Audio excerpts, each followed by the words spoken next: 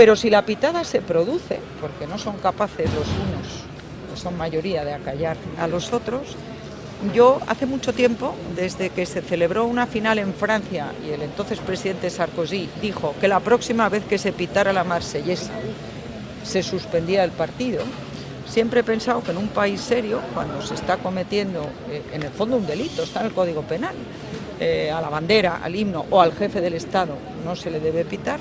creo que el partido no se debe celebrar. Esto es la Copa de España, pone Campeonato de España, Copa de Su Majestad el Rey. Si hay equipos que no lo quieren jugar el Campeonato de España, pues que no lo jueguen, pero esto es el Campeonato de España.